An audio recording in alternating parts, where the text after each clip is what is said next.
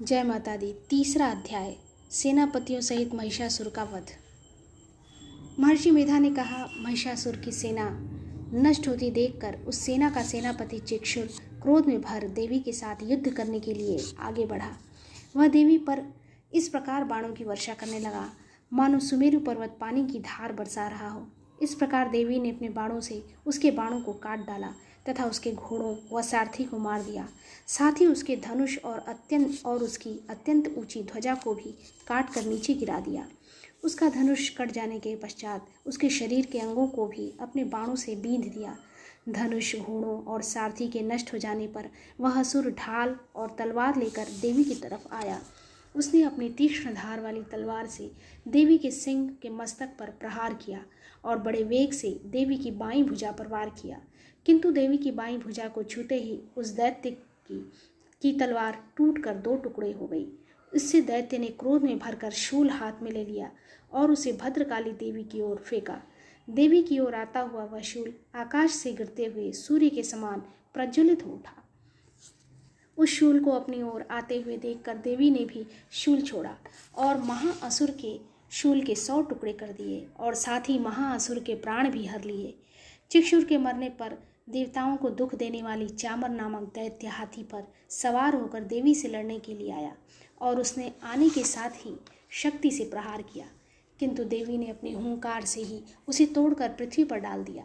शक्ति को टूटा हुआ देखकर दैत्य ने क्रोध से लाल होकर शूल को चलाया, किंतु देवी ने उसको भी काट दिया। इतने में देवी का सिंह उछलकर हाथी के मस्तक पर सवार हो गया और दैत्य के साथ बहुत ही तीव्र युद्ध करने लगा। फिर वह दोनों लड़ते हुए हाथी पर से पृथ्वी पर आ गिरे और दोनों बड़े क्रोध से लड़ने लगे। फिर सिंह बड़े जोर से आकाश की ओर उछला और जब पृथ्वी की ओर आया तो अपने पंजे से चामर का सिर धड़ से अलग कर दिया। क्रोध में भरी हुई देवी ने शिला और वृक्ष आदि के चोटों से उदग्र को भी मार दिया। कराल को दांतों, मुक्कों और थप्पड़ों से चूर्ण कर डाला। क्रुद्ध हुई देवी ने गदा के प्रहार से उद्धत दैत्य को मार गिराया। भिंदीपाल से वाष्पकाल को, बाणों से ताम्र तथा अंधक को मौत के घाट उतार दिया। तीनों नेत्रों वाली परमेश्वरी ने त्रिशूल से उग्रास्य, उग्रवीर्य और महाहनु नामक राक्षसों को मार गिराया। उसने अपनी तलवार से विडाल नामक दैत्य का सिर काट डाला तथा अपने बाणों से दुर्लभ और दुर्मुख राक्षसों को यमलोक को पहुंचा दिया।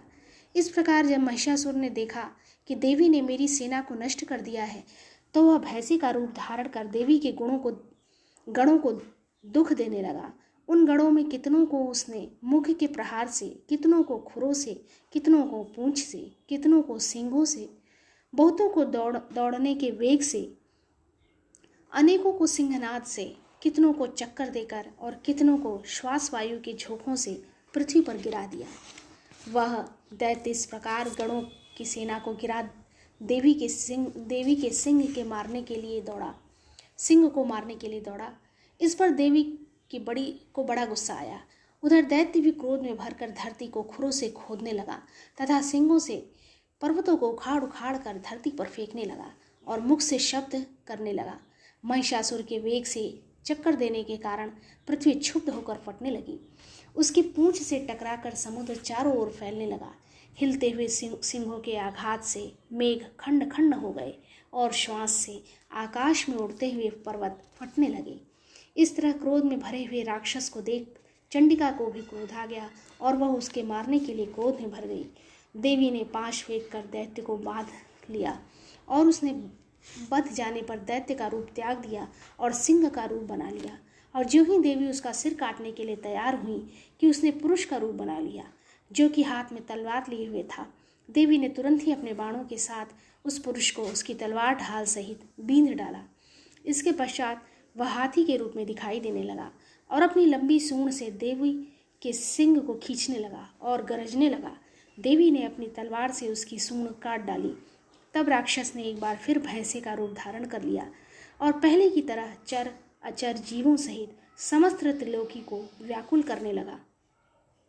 इसके पश्चात क्रोध में भरी हुई देवी बारंबार उत्तम मधु का पान करने लगी और लाल लाल नेत्र करके हंसने लगी। उधर बलवीर तथा मद से क्रुद्ध हुआ दैत्य भी गरजने लगा। अपने सिंहों से देवी पर पर्वतों को फेंकने लगा। देवी अपने बाणों से उसके फेंके हुए पर्वतों को चूर्ण करती हुई बोली, ओ मूढ़, जब तक मैं मधुपान कर रही हूँ तब तक तू गरज ले।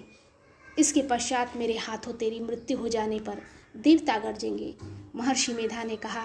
यूँ कहकर देवी उछलकर उस दैत्य पर जा चढ़ी और उसको अपने पैर से दबाकर शूल से उसके गले पर आघात किया। देवी के पैर से दबने पर भी दैत्य अपने दूसरे रूप से अपने मुख से बाहर होने लगा। अभी वह आधा ही बाहर निकला था कि देवी ने अपने प्रभाव से उसे रोक दिया। जब वह आधा निकला हुआ ही दैत्य युद्ध करने लगा तो देवी ने अपनी तलवार से उसका सिर काट दिया।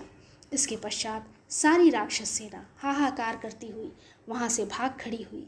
सब देवता अत्यंत प्रसन्न हुए तथा ऋषियों महर्षियों सहित देवी की स्तुति करने लगे। गंधर्वराज गान करने तथा अप्सराएं नृत्य करने लगीं। तीसरा अध्याय समाप्त। जय माता दी।